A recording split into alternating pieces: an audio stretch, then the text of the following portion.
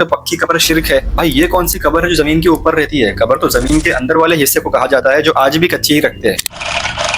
कब्र के ऊपर स्ट्रक्चर बनाना, निशानी लगाना और गुंबद बनाना हम मुसलमानों के लिए नहीं, सिर्फ अल्लाह के हबीब बंदों के लिए जायज है, ताकि लोग उन्हें जाने पहचाने और उनसे इंस्पायर हो सके। आइए हदीस से साबित करता हूँ। कुछ लोग ये हदीस बताते हैं जिसमें रसूलुल्लाह सल्लल्लाहु अलैहि वसल्लम अल्लाह ताला से दुआ करते हैं कि ए अल्लाह मेरी कब्र को मूर्ति मत बनाना जिसकी पूजा की जाए, और अल्लाह की लानत हो उस कौम के ऊपर जो नबियों की कब्रों को मस्जिद बना लेते हैं। ये हदीस उस टाइम के यहूदियों और ईसाइयों के लिए है जो नबियों की कब्र परस्ती करते थे और उनकी कब्रों को किबला बनाकर उनकी तरफ इबादत करते थे। हम थोड़ी ना किबला बनाकर इबादत करते हैं या बुत परस्ती करते हैं। अब ये हदीस देखिए, जब हजरत उस्मान इब्ने मज़ून रदियल्लाहु ताला अन्हु को दफनाया गया तो रसूलुल्लाह ने उनके सर के पास एक बड़ा सा पत्थर रखा और फरमाया ये हमारे भाई के कब्र की निशानी है और मैं अपनी अहले बैत को भी यहीं पर दफन करना चाहूंगा। और उस पत्थर की हाइट इतनी ज्यादा थी कि हजरत खारिजा रदियल्लाहु ताला अन्हा फरमाती है कि उस जमाने में लोग शर्त लगाया करते थे जो उस पत्थर के ऊपर से छलांग लगा लेगा उसे बहादुर समझा जाता था। रसूलुल्लाह सल्लल्लाहु अलैहि वसल्लम को हजरत आयशा रदियल्लाहु ताला अन्हा के हुजरे में दफन किया गया। अगर ऐसा करना गलत होता तो सहाबा ये होने नहीं देते, बल्कि हजरत उमर रदियल्लाहु ताला अन्हु की खिलाफत में उन्होंने हुजूर अलैहि सलाम की कब्र के इर्द गिर्द कच्ची ईंटों की दीवार बनाई, जो आगे जाकर हजरत अब्दुल्ला इब्ने जुबैर रदियल्लाहु ताला अन्हु ने मजबूत किया। और ये सब सहाबा कराम की मौजूदगी में हो रहा था, किसी ने एतराज नहीं किया। अब कुछ फिरके दो दलाइल पेश करते हैं, जिसमें पहले ये कि हजरत उमर रदियल्लाहु ताला अन्हु ने हजरत अब्दुर्रहमान रदियल्लाहु ताला अन्हु की कब्र के ऊपर गुंबद और टेंट लगा हुआ देखा और फरमाया इसे हटा दो क्योंकि कब्र वाले को उसके नेक अमाल ही फायदा दे सकते हैं। हमने ये कबूल किया। लेकिन आज जो स्ट्रक्चर्स और टेंट लगाए जाते हैं वो सिर्फ जियारत करने वालों की सहूलत के लिए होते हैं ताकि वो धूप से बचे और आराम भी कर सके। दूसरी दलील ये पेश करते हैं कि हजरत अली रदियल्लाहु ताला अन्हु ने हजरत अबू हय्याज असदी रदियल्लाहु ताला अन्हु से फरमाया कि मैं तुम्हें एक काम ना बताऊं जो खुद रसूलुल्लाह ने मुझे बताया था कि जितनी कब्रों के ऊपर तस्वीर हो, बुत हो और बहुत ज्यादा ऊंची हो उन्हें गिरा दिया जाए। ये मुसलमानों की कब्रों की बात नहीं हो रही है, क्योंकि हमारी कब्रों पे पुतले तस्वीर वगैरह नहीं होती। ये उस जमाने के काफिरों की बात हो रही है जो ये सब काम किया करते थे। बल्कि खुद हजरत मौला अली रदियल्लाहु ताला अन्हु के शहजादे हजरत मोहम्मद इब्ने हनफिया ने हजरत अब्दुल्ला इब्ने अब्बास रदियल्लाहु ताला अन्हु की कब्र पर गुंबद बनाया। और जब इमाम हसन रदियल्लाहु ताला अन्हु की वफात हुई तो उनकी ज़ौजा ने उनकी कब्र के ऊपर